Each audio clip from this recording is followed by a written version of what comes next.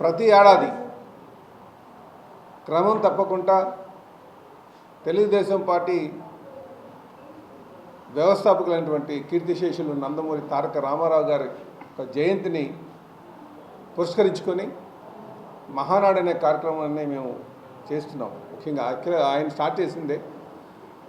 ఆయన తర్వాత కూడా ఇది ఒక ఆనతిగా మేము తీసుకెళ్తున్నాం.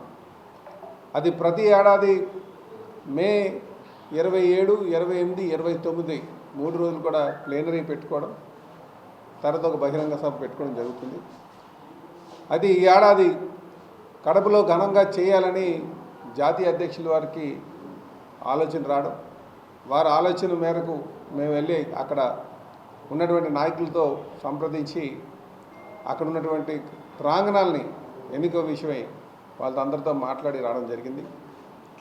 తిరుగు ప్రయాణంలో మరి కడప నుంచి ఫ్లైట్ అంటే డైరెక్ట్ లేకపోవడం, మళ్ళీ ఇక్కడ తిరుపతి వచ్చి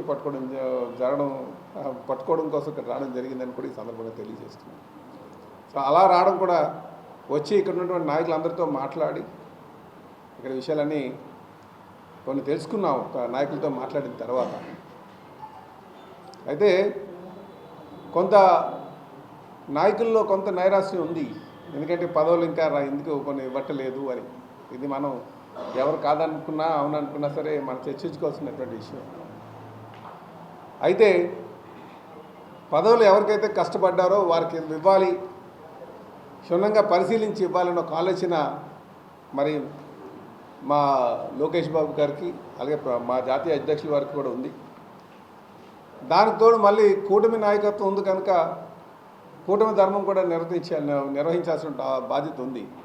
వారికి కూడా వాళ్ళకు కొంత కేటాయించాల్సినటువంటి పరిస్థితి ఉంది. సో ఇది సీనియర్ నాయకత్వాన్ని తీసుకోవాలి, కష్టపడినటువంటి వారిని తీసుకోవాలి, కుల సమీకరణ చేసుకోవాలి, అలాగే వెనక మహిళా కోటను చూడాలి, దీంతోపాటు కూటమి ధర్మాన్ని చూడాలి. సో అన్నీ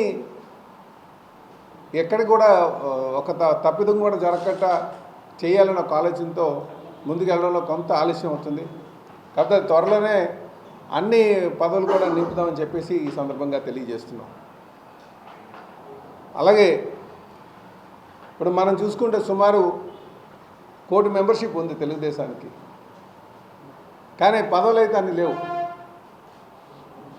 కనుక మనకి అందరికీ న్యాయం చేసేటట్టుగా మనం ముందుకు వెళ్దాం. ఇది ఎలాగా నామినేట్ పదవులు అనేసరికి 2 టర్మ్స్ 2.5 టర్మ్స్ ఉంటుంది. కనుక అందరికీ కూడా కష్టపడినటువంటి వారికి సముచిత స్థానం కల్పించడానికే తెలుగుదేశం పార్టీ జాతీయ అధ్యక్షులు వారు ఆలోచన చేస్తున్నారు, ముఖ్యమంత్రి గారు.